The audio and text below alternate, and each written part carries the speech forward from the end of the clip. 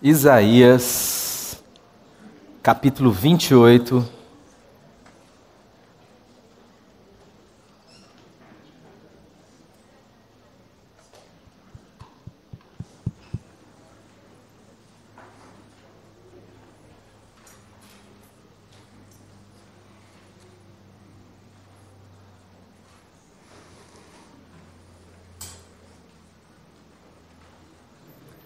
Versículo 1.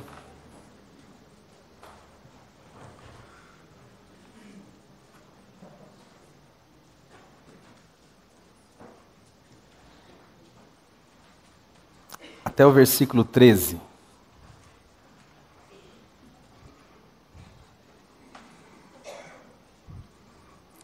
Ai da soberba coroa dos bêbados de Efraim e da flor caduca da sua gloriosa formosura, que está sobre a parte alta do fertilíssimo vale dos vencidos do vinho. Eis que o Senhor tem certo homem valente e poderoso. Este, como uma queda de saraiva, como uma tormenta de destruição e como uma tempestade de impetuosas águas que transbordam, com poder as derribará por terra. A soberba coroa dos bêbados de Efraim será pisada aos pés.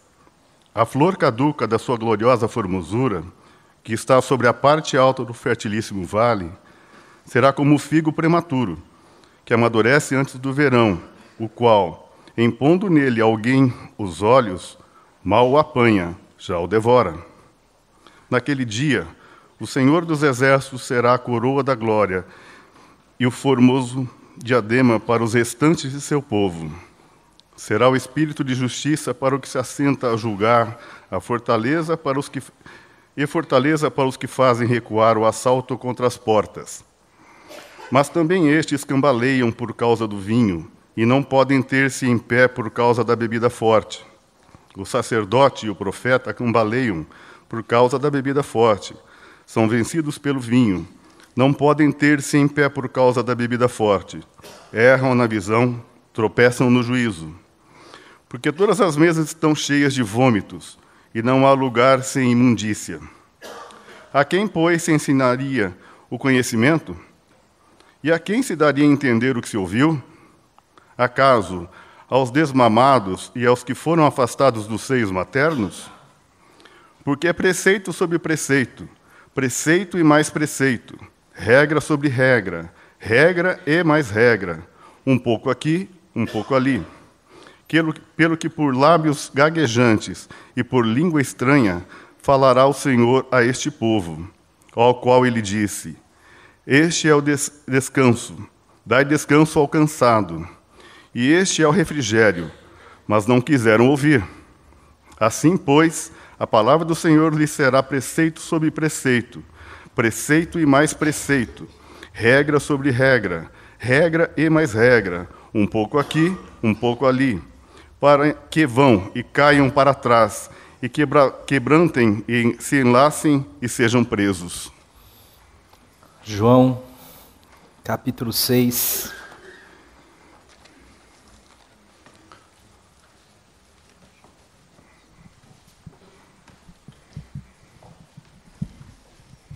Aqui está o que eu estou tendo que ler para o certo, eu li para lá. Verso 22.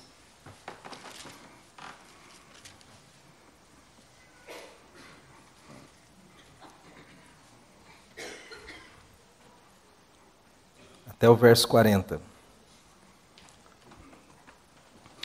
No dia seguinte, a multidão que ficara do outro lado do mar notou que ali não havia senão um pequeno barco e que Jesus não embarcara nele com seus discípulos, tendo estes partido sós. Entretanto, outros barquinhos chegaram de Tiberíades, perto do lugar onde comeram o pão, tendo o Senhor dado graças. Quando, pois, viu a multidão que Jesus não estava ali, nem os seus discípulos, tomaram os barcos e partiram para Cafarnaum à sua procura. E, tendo-o encontrado no outro lado do mar, lhe perguntaram: Mestre, quando chegaste aqui? Respondeu-lhes Jesus: Em verdade vos digo, vós me procurais, não porque vistes sinais, mas porque comestes dos pães e vos fartastes. Trabalhai, não pela comida que perece, mas pela que subsiste, para a vida eterna, a qual o Filho do Homem vos dará. Porque Deus, o Pai, o confirmou com o seu selo. Dirigiram-se, pois, a ele, perguntando: que faremos para realizar as obras de Deus? Respondeu-lhes Jesus: a obra de Deus é esta, que creiais naquele que por ele foi enviado. Então lhe disseram eles: que sinal fazes para que o vejamos e creiamos em ti? Quais são os teus feitos? Nossos pais comeram maná no deserto, como está escrito: deu-lhes a comer pão do céu. Replicou-lhes Jesus: em verdade vos digo, não foi Moisés quem vos deu o pão do céu. O verdadeiro pão do céu é meu Pai quem vos dá. Porque o pão de Deus é o que desce do céu e dá vida ao mundo. Então lhe disseram: Senhor, dá-nos sempre deste pão. Declarou-lhes, pois, Jesus: eu sou o pão da vida, e o que vem a mim jamais terá fome, e o que crê em mim jamais terá sede. Porém, eu já vos disse que, embora me tenhais visto, não credes. Todo aquele que o Pai me dá, esse virá a mim, e o que vem a mim, de modo algum o lançarei fora. Porque eu desci do céu, não para fazer a minha própria vontade, e sim a vontade daquele que me enviou. E a vontade de quem me enviou é esta, que nenhum eu perca de todos os que me deu. Pelo contrário, eu o ressuscitarei no último dia. Versículo 51.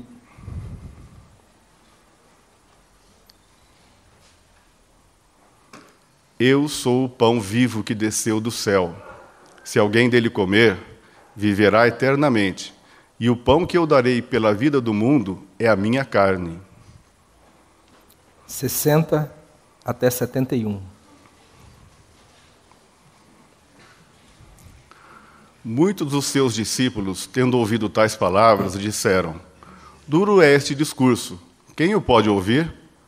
Mas Jesus, sabendo por si mesmo que eles murmuravam a respeito de suas palavras, interpelou-os: isto vos escandaliza? Que será, pois, se virdes o Filho do Homem subir para o lugar onde primeiro estava?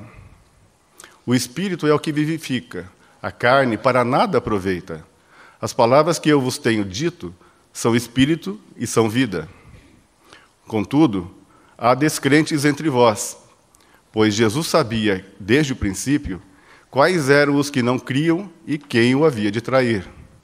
E prosseguiu: por causa disto é que vos tenho dito, ninguém poderá vir a mim, se pelo Pai não lhe for concedido. À vista disso, muitos dos seus discípulos o abandonaram e já não andavam com ele. Então perguntou Jesus aos 12: porventura quereis também vós outros retirar-vos? Respondeu-lhe Simão Pedro: Senhor, para quem iremos? Tu tens as palavras da vida eterna. E nós temos crido e conhecido que tu és o Santo de Deus. Replicou-lhe Jesus: não vos escolhi eu em número de 12? Contudo, um de vós é diabo? Referia-se ele a Judas, filho de Simão Iscariotes, porque era quem estava para traí-lo, sendo um dos 12. Santo Espírito, esta é a tua palavra, Senhor, e nós te pedimos, revela, opera, fala conosco, traz vida, convence-nos da nossa realidade e da verdade do amor de Deus. E dá-nos, Senhor, a fé para crer em tudo quanto a palavra de Deus nos ensina e nos diz.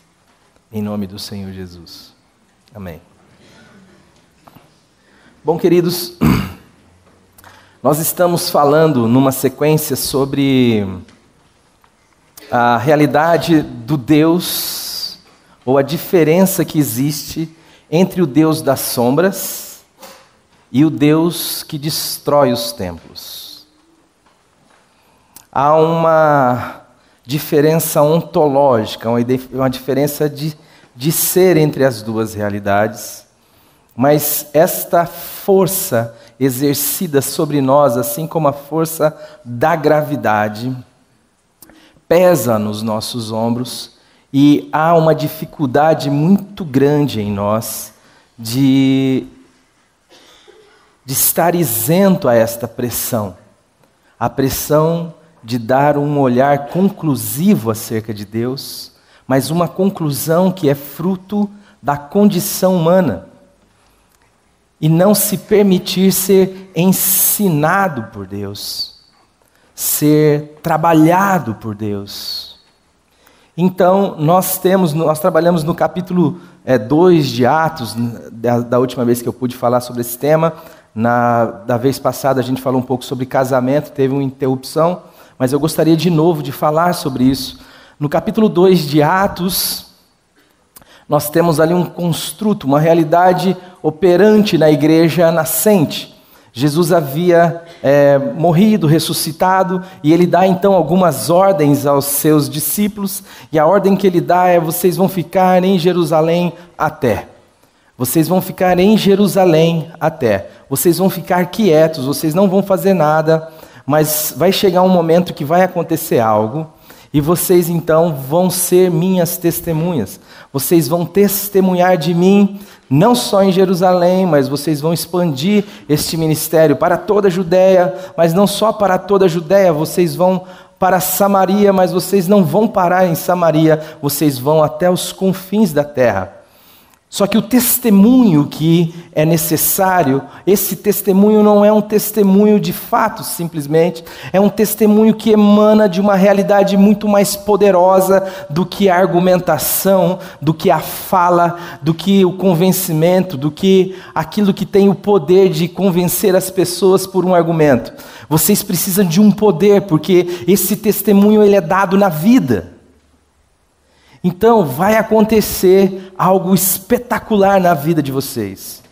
Vocês vão ser fundidos em Deus.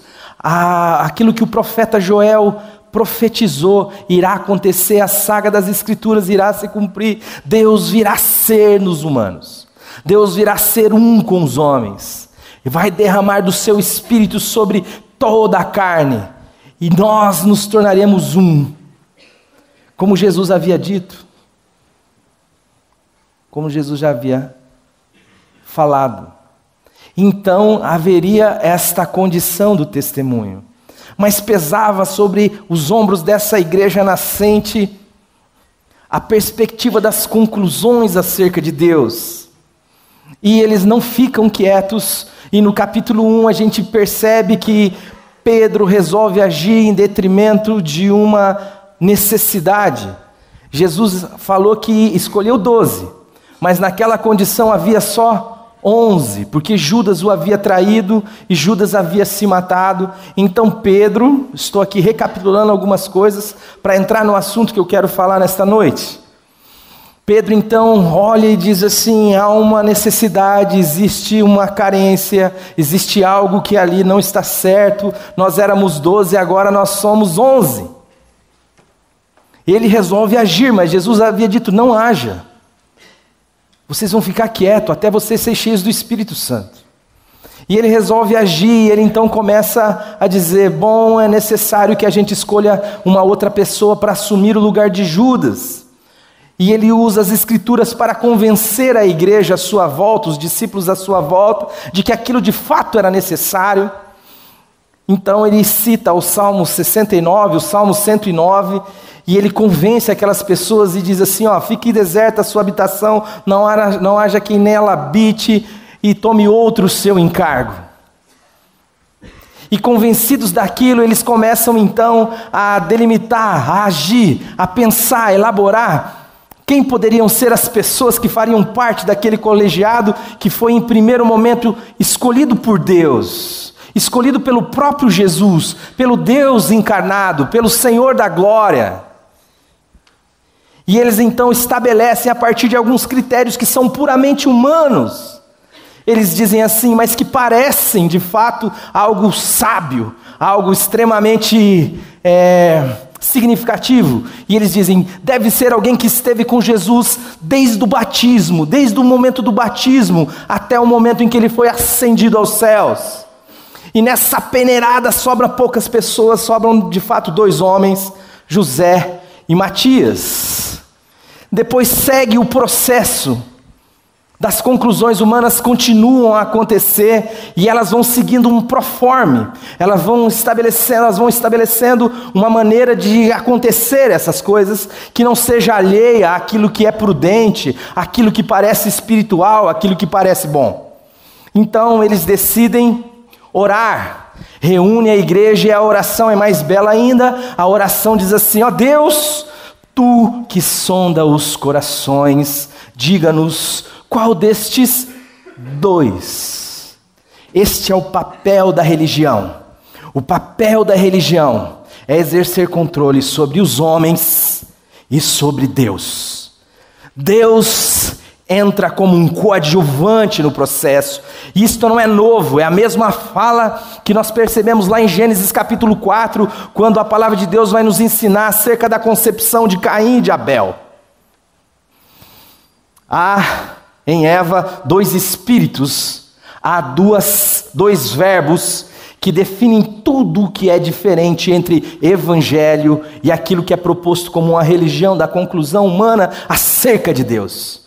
Aquilo que é evangelho do Deus que trabalha no ser humano sem medo, do Jesus Cristo que permite que na sua palavra se inclua as prostitutas na sua genealogia, porque não se importa com a opinião humana, porque conhece gente de fato, porque não podemos nos esconder dos olhos de amor do nosso Senhor, porque ainda que o seu pecado seja mais vermelho que o carmesim, a palavra de Deus fala que o sangue de Jesus Cristo nos purifica de todo e qualquer pecado. Portanto, estamos no ambiente da liberdade, estamos no ambiente da onde podemos ser com realidade. Já o ambiente da religião é o ambiente obscuro, é o ambiente dos esconderijos, é o ambiente das tangas. Nós nos protegemos, nós nos disfarçamos, nós não permitimos que as pessoas nos conheçam, nós apresentamos a elas sempre a nossa melhor face, o nosso melhor lado.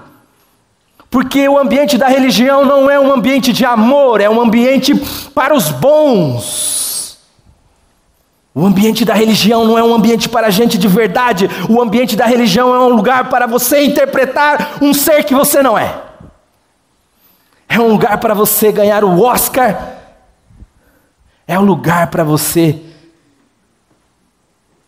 postar no Facebook. Você já viu gente triste no Facebook? É impressionante como ninguém tem problema no Facebook, né? Não é impressionante isso? E Eva diz assim: adquirir um varão com o auxílio de Deus. A palavra ali no original do hebraico é ganar. Adquirir pelo ato da compra. Deus entra como um fornecedor. Você consegue barganhar com Deus. Você tem algo que Deus não tem. O Deus da religião é um Deus carente. O Deus da religião é um cara que sofre com a baixa estima terrível. Ele é um Deus poderoso, mas é um Deus sem caráter. Mas se você tiver alguma coisa que ele não tem, você de repente pode barganhar com ele. Você pode jejuar, passar fome. Ele é um Deus que se alegra com gente passando fome. Greve de fome é uma coisa que agrada o Deus da religião. Greve de fome é espetacular. Dinheiro então nem se fala. Dinheiro é algo que ele ama. Na realidade, o Deus da religião, ele serve ao Deus Mamon. Porque quando você abana um pouco de dinheiro para ele então resolve andar na sua direção. Assim prega a religião. E ela diz adquirir um varão com o auxílio de Deus. Mas quando ela vai falar sobre Abel, o texto vai dizer: tornou Adão a conhecer Eva, sua esposa, e esta concebeu e deu à luz a Abel. O verbo muda de aquisição para dar. Deu à luz. E o nome de Abel significado de Abel é vapor, fôlego. Estes dois espíritos seguem toda a dimensão das Escrituras. Toda a dimensão das Escrituras. A partir daí você vê essas duas histórias paralelas. Gente querendo barganhar com Deus e gente sendo alcançada pela graça de Deus em Cristo Jesus. E os discípulos estão ali e eles então restringem Deus à sua contingência humana. Deus, o Senhor pode escolher, desde que o Senhor escolha entre esses dois que nós já previamente estabelecemos. O Senhor pode até entrar aqui no processo. Afinal de contas, o Senhor é peça fundamental no nosso esquema. Não dá para desenvolver uma religião sem um Deus. Mas pense o seguinte: você vai agir conforme a gente está dizendo aqui para você agir.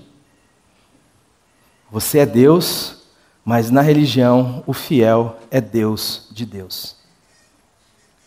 Eu só sei como manipulá-lo. Eu só preciso entender a mandinga. Eu só preciso entender a fórmula, o meio, o rito, o jeito de fazer com que Deus faça o que eu quero que Ele faça.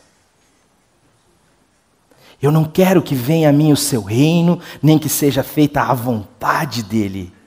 Eu quero que o meu reino permaneça e que Ele entre para poder viabilizar a minha vontade, tendo em vista a minha contingência de fraqueza.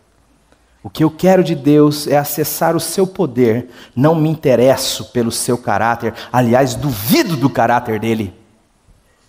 Eu me sujeito a fazer algumas coisinhas, a bater palma, a cantar, a contribuir, não porque isto é expressão do que eu sou.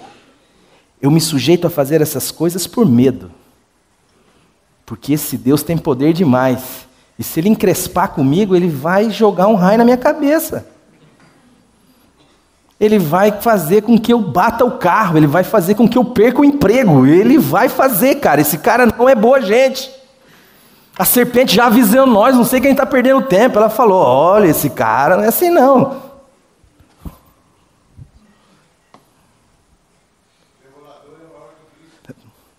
Devorador. O devorador, meu Deus do céu. Qualquer coisa que você faça no Evangelho, que é fruto do seu medo de Deus, eu quero dizer para você e para mim, é pecado. Qualquer líder religioso, qualquer um que queira falar para você em nome de Deus, e que exige de você algum comportamento, alguma prática, senão Deus vai te pegar na curva, esse cara é mensageiro do diabo. Porque o Deus revelado em Cristo Jesus é aquele que veio lançar fora todo medo. Ele diz que quem anda no medo não foi aperfeiçoado no amor, porque o amor lança fora todo medo. Mas eu sei que isso pesa sobre você, amado, porque pesa sobre mim. Esses dias algumas coisas estavam acontecendo diferente do que eu tinha estabelecido para elas acontecer. Eu só não tinha lembrado que eu não sou Deus. E aí quando eu fui vasculhar o meu coraçãozinho, o Espírito Santo lançou uma luz e o que estava lá era assim: eu devo ter feito alguma coisa errada e Deus está complicando a minha vida. E eu falei, Senhor, mas eu prego a desconstrução da religião, como é que esse troço está aqui dentro? Tá, irmão. Tá como está aqui agora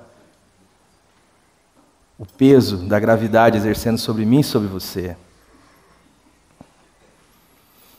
E esses camaradas, no começo da igreja, eles então estabelecem ali no capítulo 2 uma série de coisas, e nós fomos fazendo algumas perguntas para elas.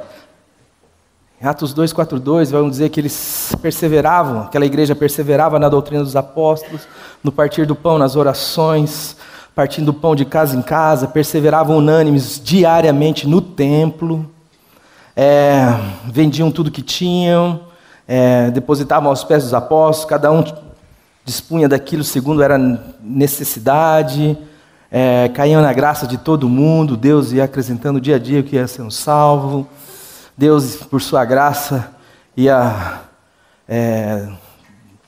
confirmando o testemunho da ressurreição a partir dos apóstolos. Mas nós começamos a fazer algumas perguntas para aquele texto, vocês se lembram? E perguntamos qual era a doutrina dos apóstolos, tendo como base capítulo 10 de Atos e o capítulo 1, que nós acabamos de pincelar aqui, de Atos. E nós vimos no capítulo 10 Pedro muito inquieto. Pedro, diante da necessidade ou do chamado de Deus para que ele pregue para Cornélio, Deus precisa dar a ele um chão. Não havia dado aquele chão ainda, durante toda a caminhada que Pedro teve com o Senhor de discipulado. Deus então lhe dá uma visão, um lençol que desce e sobe do alto, cheio de animais impuros, e ele diz assim: Pedro, mata e come. E ele diz assim: não, Senhor, nunca coloquei nada comum, impuro nos meus lábios, não vai ser agora. E o Senhor fala assim: Pedro, não torne impuro aquilo que eu purifiquei. Vai chegar uns caras aí, você vai precisar ir lá pregar o evangelho. E quando ele chega lá, ele diz assim, viu, Cornélio? Cornélio era um centurião. Ele diz assim: você sabe que não é lícito para mim falar com você e muito menos entrar na sua casa. E nós perguntamos se Jesus não havia entrado na casa da mulher samaritana, por exemplo. O texto vai dizer que ele conversou com a mulher samaritana, que ele foi para Samaria, um lugar maldito, e que ele ficou lá 2 dias posando com os samaritanos. Lá em João 4. Se Jesus entrou, se Jesus conversou, se Jesus congraçou, por que eu, não sendo discípulo de Jesus, não quero entrar, não quero conversar, não quero... Pesa sobre ele o peso da religião. E ele começa a falar do Evangelho e o Espírito de Deus cai sobre todas aquelas pessoas e aquelas pessoas se rendem ao senhorio de Jesus. E de repente, o texto vai dizer um pouco para frente que a igreja em Jerusalém chama Pedro para que Pedro se explique como que você entrou na casa de Cornélio. Então nós perguntamos sobre que peso é esse? Que doutrina é essa? Falamos sobre a realidade do templo. Falamos sobre criar uma cooperativa de consumo, onde nós criamos aqui um produto para que as pessoas venham, se sirvam desse produto. Hoje esse é o máximo da igreja brasileira. É você criar um lugar onde você pode satisfazer os desejos das pessoas. Onde elas não estão reunidas ali por causa de Jesus apenas, elas estão ali porque de alguma forma elas terão algum proveito daquele lugar. Então, quanto mais mercadoria no mercado da religião você tiver para disponibilizar às pessoas, mais pessoas você atrairá. Então, se a pessoa está procurando casamento, você pode estabelecer ali um lugar onde você pode achar um casamento. Se a pessoa está procurando ficar rica, você estabelece ali um lugar onde a pessoa pode ficar rica. Se ela está precisando de cura, você fala, vem para cá que aqui você vai ter cura. Se ela está precisando do que for, você vem aqui e isso será disponibilizado a você. Essa é basicamente a ideia da igreja moderna, a igreja de Laodiceia que nós vivemos. A ideia da igreja abastada, rica, que de nada tem falta. Mas Jesus está do lado de fora, batendo.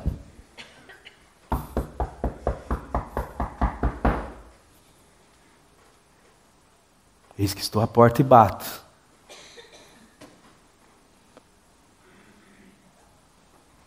E toda aquela construção que nós vemos no templo, ela é uma conclusão. E no texto de Isaías, o profeta está dizendo, Deus está sendo irônico, sarcástico, com a liderança de Efraim, que normalmente é atribuída à tribo do norte.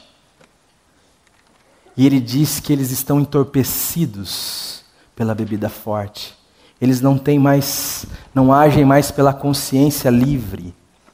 Eles estão tontos. Eles estão bêbados. Eles estão fora de si. E eles não conseguem perceber algo sobre Deus. Algo que Deus está se revelando o tempo inteiro. E Deus tem um discurso, e Ele fala qual é o seu discurso. E o seu discurso é: dai descanso ao cansado. Mas o que eles fizeram do ensino de Jesus? O que eles fizeram do ensino de Deus? Eles concluíram acerca de Deus, da sua palavra, da sua revelação, de que o que Deus estava dando de fato era regra.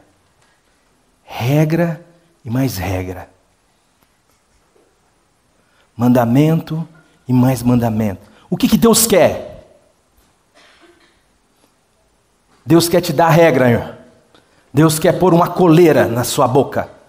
Deus quer pôr um cabresto em você. Deus quer te aprisionar. E Deus está falando: não! Eu estou dizendo não! Eu estou dizendo: dai descanso. Eles estão cansados.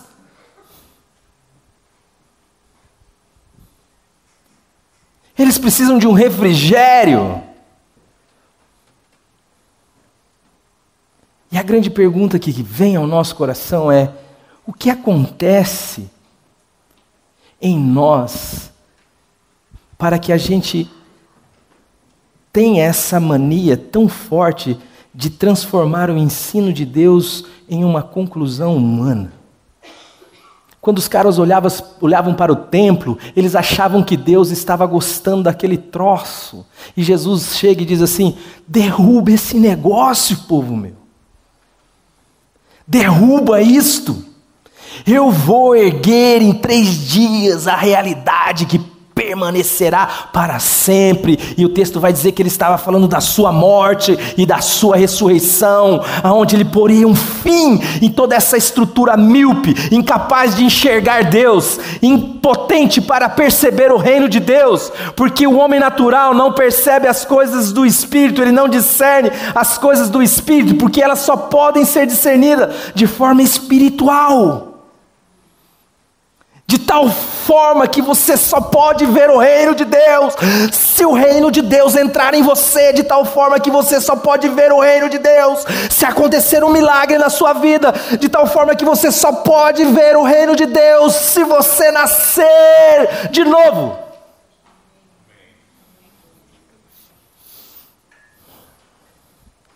E milagre é algo que está para além da possibilidade humana.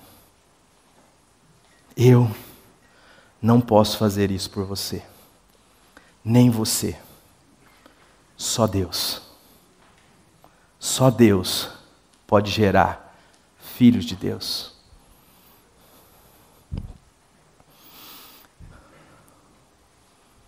E sabe o que pesa sobre nós? Pesa sobre nós a opinião das pessoas. Porque o mundo não se importa, querido, querida, amado, amada de Deus, se você fala de Deus ou não, desde que você não coloque um fim nele. No mundo cabe Deus, desde que ele se mantenha. O velho homem não se importa de ter uma religião, desde que ele não precisa morrer na cruz. Entende isso? Entende isto? Amém. O que está sobre os sacerdotes, o que está sobre a vida da liderança religiosa, é que ele sabe que se ele for anunciar a cruz, e se ele for anunciar a morte do pecador, ele não será benquisto. Ele não falará a multidões. Ele será mal visto. Ele atrairá a si uma antipatia, Por quê? Porque o nosso velho homem é desesperado para ser, só que ele não é. Ele só está. A Bíblia vai nos ensinar que a carne milita contra o Espírito. E o Espírito milita contra a carne, para que porventura não façais o que é do vosso querer. E aí nós olhamos para o texto de João 6. O texto de João 6, Jesus está no apogeu do seu ministério. Jesus está realizando coisas incríveis. Ele está curando. As multidões o estão perseguindo. Eles querem estar onde Jesus está. E de repente Jesus se vê cercado por, uns vão dizer 20 mil, outros vão dizer 30 mil. Mas tem muita gente. E Jesus quer fugir desse povo. Então Jesus bola um plano. Ele fala, ó, pessoal, vocês, os discípulos vão na frente, eu vou ficar. Ele fala assim, depois eu vou atrás de vocês. Ele desce de madrugada, não pega o barco, vai embora, vai por cima das águas, encontra o pessoal a uns 20 ou 30 estádios lá na frente. Mas o povo não desiste. O povo vai atrás dele. No outro dia o povo percebe que Jesus não está ali, vai atrás de Jesus. E aí é o texto que nós lemos. Jesus está diante de um povo que diz assim, viu? Que sinal você faz para que a gente possa crer em ti? O que você tem aí para nós? Nós temos uma mercadoria para você. E uma mercadoria que interessa a toda pessoa que quer ter primazia sobre os outros. A todo líder religioso. Nós queremos te dar crédito. Nós queremos te dar ouvidos. Nós queremos te dar suporte. Que sinal tu fazes para que creiamos em ti? E Jesus vai dizer o seguinte, viu? Eles sugerem um sinal. E eles sugerem a Jesus fazer pão novamente. E eles dizem assim, nossos pais comeram maná no deserto. Por que você não faz pão de novo? E Jesus então fala, viu? O pão sou eu. Se você quiser ter vida, você precisa comer a minha carne, e você precisa beber o meu sangue. E o que é que acontece? O ministério de Jesus sofre naquele momento uma depressão. O que acontece é que a igreja esvazia. A turma vai embora. E ali a turma está dividida em 3 turmas. Tem uma turma geralzona, a massa. Tem a turma de uns 400 discípulos, mais ou menos. E tem aquela... Sabe aquele leite quando esfria, que você só assopra assim, ó? Aquele negocinho que forma em cima? Então, estava a nata lá. E essa turma vai embora, e daí a outra turma, a segunda, fala, não, esse discurso é muito pesado mesmo. Vamos embora também. Sobra os 12. E Jesus fala assim, vocês também não querem ir embora? E aí os caras dizem, Senhor, para onde iremos? Só tu tens as palavras de vida eterna. O que lhe interessa? O que você precisa? Por que Jesus não fez mais pão? Por que Jesus não montou uma ONG? Por que Jesus não alimentou o mundo inteiro?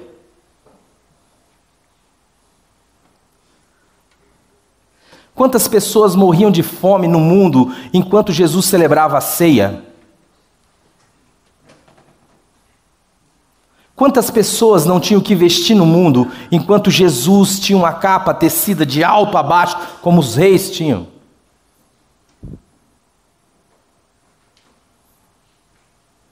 Nós achamos que o papel da igreja é servir.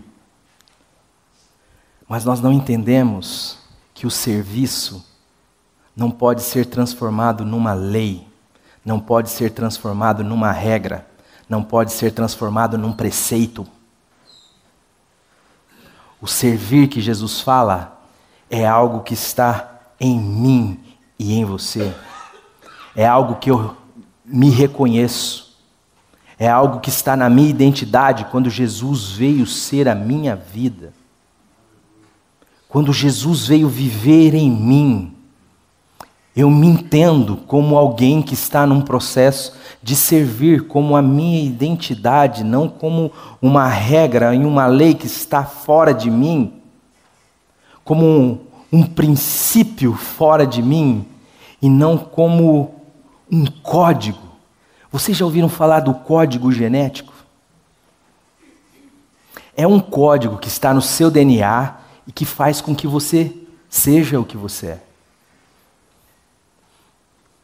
Uma mulher, quando ela está servindo o seu filho dentro do seu ventre, ela se desgasta, o seu corpo muda, ela sofre dores, ela engorda, ela se alimenta mais, tudo isso com o objetivo de servir o ser que está dentro dela. E ela sabe que se aproxima um momento que vai ser doloroso, que vai ser difícil, que vai ser a dor do parto, mas ela vê aquilo com alegria. Por quê? Porque existe uma lei que a obriga a fazer aquilo, ou porque aquilo faz parte da vida dela?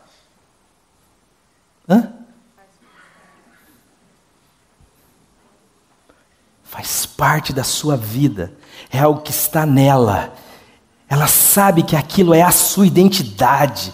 Um filho de Deus, um novo nascido, um regenerado, sabe que a sua vida se expressa no serviço. Jesus disse assim: eu não vim para ser servido, mas eu vim para servir. De tal forma que o serviço faz parte de mim, mas aí nós transformamos isto em mandamento, em mais mandamento, em regra, em mais regra. E aí nós montamos ONGs.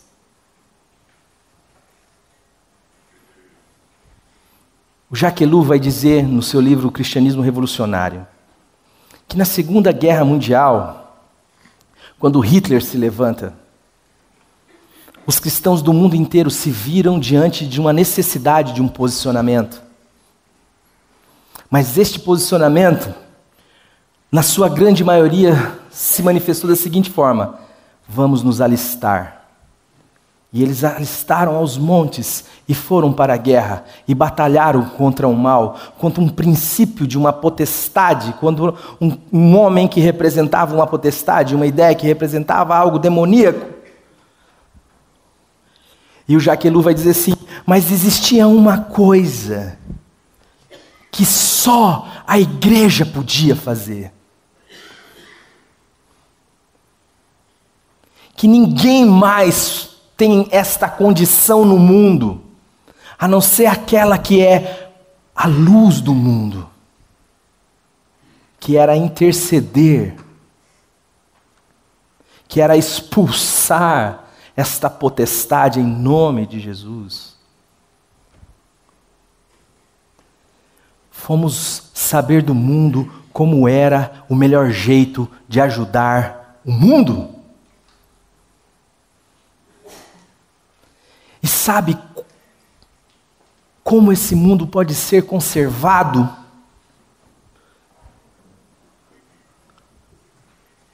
Somente pelo poder do Evangelho, do qual Paulo vai dizer assim: eu não me envergonho dele, porque é o poder para a salvação de todo aquele que crê. Nós achamos que o papel da igreja é mudar situações e não uma condição.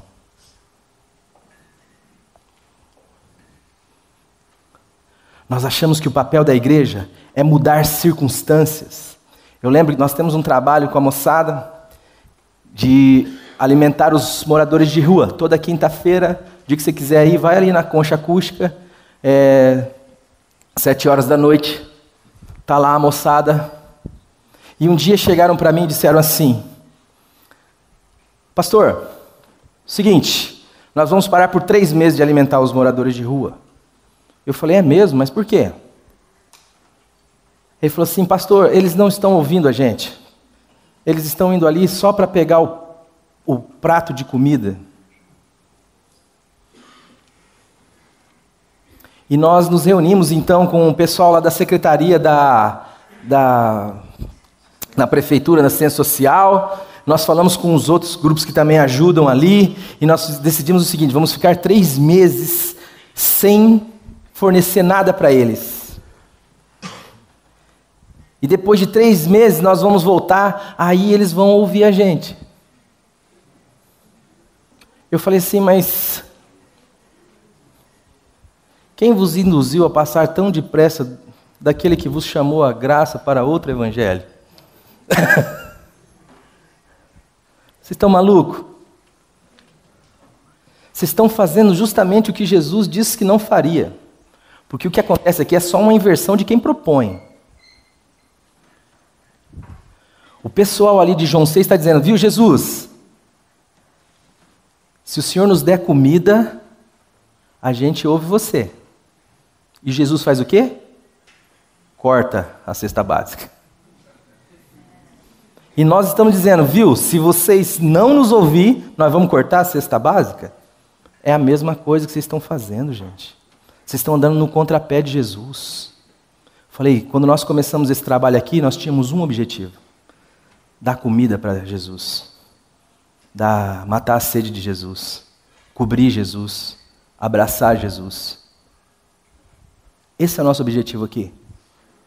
Ele falou, tive fome, vocês me deram de comer, tive sede, vocês me deram de beber, tive frio, vocês me cobriram, estive doente, vocês foram me visitar. Quando? Quando vocês fizeram isso a qualquer um desses pequeninos, a mim me fizeram. Quem pode mudar a vida desses homens é Jesus. E Ele só pode fazer isto mediante a pregação do Evangelho e a intercessão. Nós achamos que a nossa dignidade está no nosso serviço. A nossa dignidade está na palavra de Deus. Você quer algo mais útil do que um vaso sanitário na sua casa? O que você tem de mais? Você pode arrancar tudo da sua casa. Arrancar o vaso, você vai lembrar da bananeira, você vai falar, não dá certo. Troca. Papel higiênico. É meio xarope que eu vou dizer aqui, gente, mas aguenta firme aí. Mas você já imaginou no dia que você foi chamado para ser padrinho de casamento? Você chega lá para o fulano que você vai ser padrinho e leva lá de presente para ele um vaso de louça, coisa linda assim, sabe? Aquela fitona vermelha em cima. Por que você não coloca na sua sala? Por que você não serve uma feijoada num vaso? Pega lá novinho, zerado, bonito, lá, vai lá no... eu não quis fazer propaganda, né? Mas... Porque a dignidade não está no serviço. A dignidade está no que Deus diz de mim e de você. E se você é um daqueles que se rendeu ao senhorio de Jesus Cristo, Ele vai dizer assim, tu és meu filho amado, em quem tenho todo o meu contentamento. Você crê que Deus está contente com você? Você vai ficar em dúvida, porque você acha que Deus está contente com você a partir do seu desempenho. Mas Deus só olha a mim e a você por causa do desempenho de Cristo Jesus na cruz do Calvário. Tem gente querendo ser cristão, sendo vaso sanitário. Quem estabeleceu o serviço como um meio de ser mais do que os demais foi Satanás. Lúcifer se tornou Satanás porque ele achou, a Bíblia vai dizer que ele era o sinete da perfeição.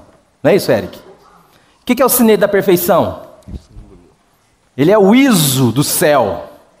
Você fazia um serviço, você ligava lá na mesa dele, ó, Lúcifer, eu fiz esse serviço aqui. Ele dava uma olhada. Se tivesse no padrão do céu, ele dava um carimbo assim, falava, beleza. Se tivesse meia boca o serviço, ele falava, vai fazer de novo. Isso é seu ISO do céu. Isso é ser sinete, sinal da perfeição. Mas esse cara um dia pensou assim, rapaz, eu posso tirar vantagem através do meu serviço.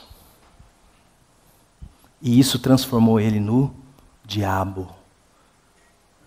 E toda vez que Deus precisa de um serviço, Deus chama Satanás. Quando ele tem um serviço que só o cão pode fazer, ele chama. Jó precisava aprender algumas coisas. Ele então fala assim, estão lá, uma reuniãozinha no céu, Satanás chega ali, e aí o Senhor, e aí, Satanás, beleza? O que está fazendo? Eu estou dando uma volta aí. Tá dando. Aí Satanás está meio, tá indo embora assim, daí o Senhor falou, você não viu Jó lá não? Rapaz, eu vi, era até bom o senhor falar nessa história aí que... Aquele cara lá tá dando trabalho. Fala o seguinte então, fala o que você quiser com a vida dele, só não toca na vida dele. E aí Satanás vai fazer um serviço na vida de Jó. Serviço que só ele pode fazer. E quando ele termina o serviço, não tem uma campanha de oração, não tem um jejum, não tem nada, não tem... Ele vai embora, não precisa de um exorcismo, nada. Ele termina o serviço dele e vai embora. E quando ele termina o serviço dele e vai embora, você olha para Jó, Jó é uma nova pessoa. Jó diz assim, antes eu te conhecia de ouvir falar, hoje te veem os meus olhos, hoje de contigo andar.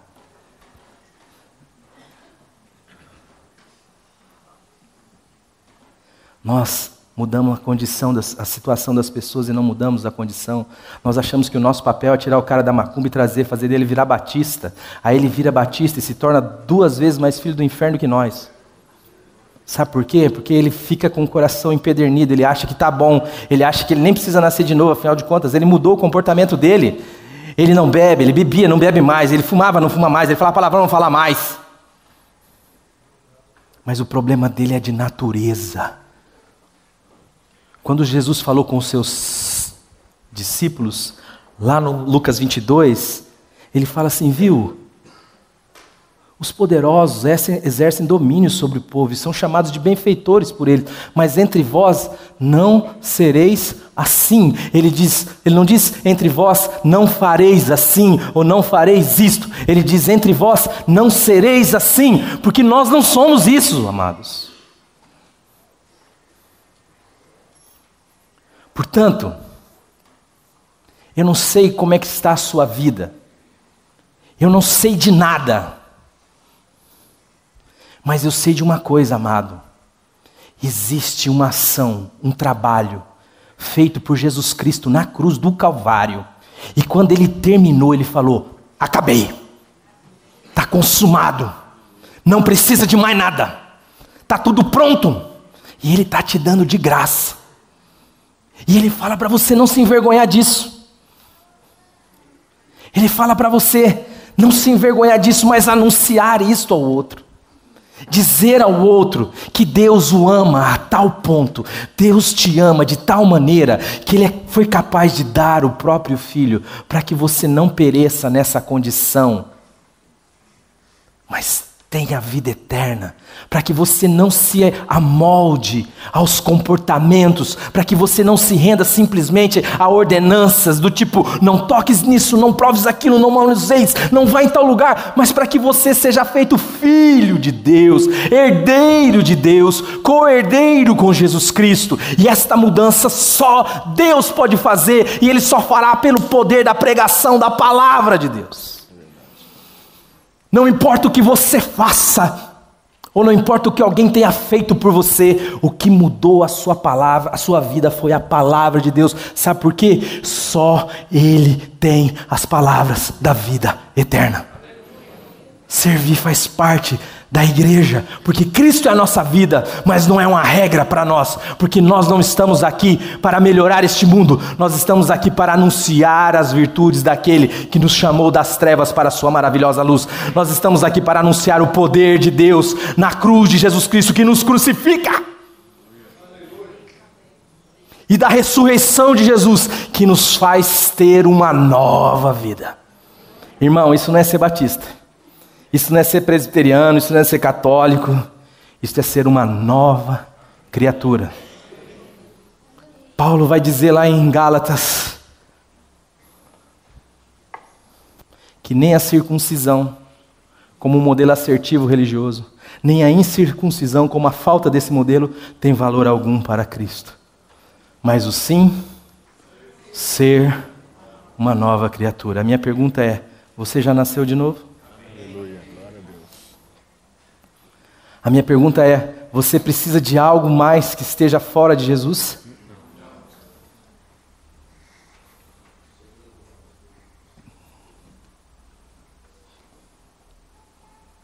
O que tem sido a palavra de Deus para você? Regra, mais regra? Preceito, mais preceito?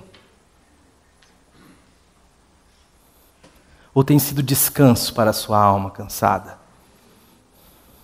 Dai descanso ao cansado. O que tem sido o evangelho para você? Um meio pelo qual você se acha melhor do que os demais homens? Ou tem sido o poder de Deus fluindo para a vida de outros através da sua vida?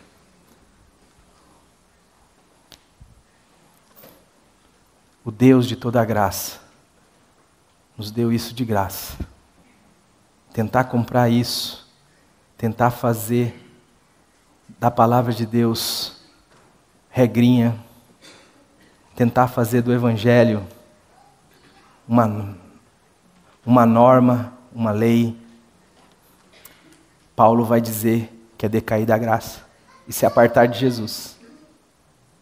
Gálatas capítulo 5. Para encerrar.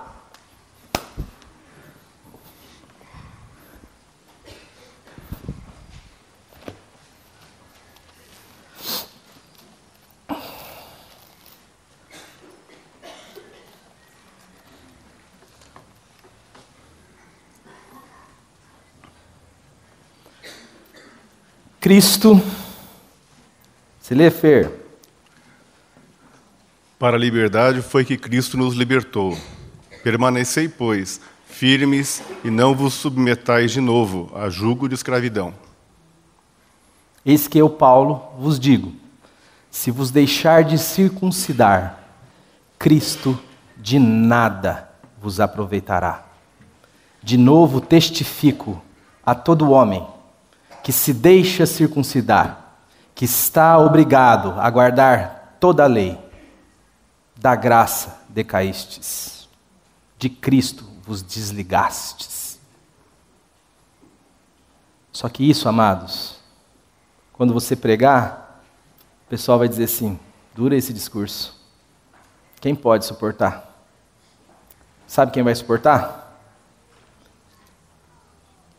Quem teve os seus olhos abertos e o seu coração convencido pelo Espírito e que olha para Jesus e diz assim, Senhor, para onde eu vou? Só Tu tens, Senhor. Só Tu tens as palavras de vida eterna. Eu posso passar fome ou eu posso ter fartura. Eu só tenho o Senhor para ir. Achamos aquele. Amados, essa igreja está desafiada nisto, de permanecer fiel a esta palavra, em nome de Jesus, de não virar nem para a direita nem para a esquerda, mas de se manter fiel ao Evangelho de Jesus Cristo, que de fato é duro o discurso, mas é a expressão do amor e é o poder de Deus que pode salvar e que pode sustentar e manter este mundo. E de fato transformar filhos e filhas do diabo em filhos e filhas de Deus. Nós não estamos aqui para encher igrejas, nós estamos aqui para testemunhar do Evangelho de Jesus Cristo. Nós não estamos aqui para ser relevante na terra, nós estamos aqui para ser testemunhas do Evangelho. E lógico que isto fará com que a igreja se manifeste, se mova em direção ao outro, mas não como uma lei fora dela, mas como uma expressão do ser igreja de Jesus Cristo, Porque é assim que Jesus nos ensinou e é assim que Jesus é em nós. E todo aquele que aprende de Deus, que ouve a Deus, este vai a Jesus. Não recorre a nenhum outro método, não recorre a nenhum outro meio, não recorre a mais nada. Recorre a Jesus e a Jesus somente. Curva a sua cabeça. Paizinho querido, em nome do Senhor Jesus Cristo, nós nos colocamos diante do Senhor e pedimos, ó Pai, que o Senhor tenha misericórdia de nós e nos dê como igreja e como teus filhos a fé e a coragem para sermos testemunhas do teu Evangelho. Livra-nos, Senhor, dos modismos, livra-nos, Senhor, de perguntar ao mundo como nós devemos servir ao mundo. Livra-nos, ó Senhor, de fazer da tua palavra regras. Livra-nos, ó Senhor, de fazer do serviço cristão um meio de chamar a sua atenção ou um meio de ser melhor do que os demais homens. Livra-nos, ó Pai, de querer parecer ser filho de Deus e dá-nos, Senhor, a alegria de ser de fato, porque a tua palavra nos alcançou e o teu evangelho nos deu uma nova vida. Abençoe cada um dos meus irmãos aqui, cada família aqui representada, Senhor, e faça de cada um de nós atalaias do evangelho. É em nome de Jesus que eu oro. Amém. Livraria PIB Londrina. A Livraria PIB Londrina procura selecionar cuidadosamente seus títulos e autores a fim de oferecer conteúdo alinhado com o Evangelho de Jesus Cristo. Bíblias, livros de teologia, filosofia, devocionais, literatura infantil, biografias, comentários bíblicos e muito mais. Dispomos também de um acervo de CDs e DVDs das quase 4.000 mensagens ministradas na primeira Igreja Batista em Londrina. Visite a Livraria PIB Londrina e conheça ainda mais. Livraria PIB Londrina, de segunda a sexta, às 13h30 da tarde, às 6 horas. Endereço: Avenida Paraná 76A, próximo ao Calçadão, no centro de Londrina. Ligue para 3372-8921 e acesse o site www.livrariapiblondrina.com.br.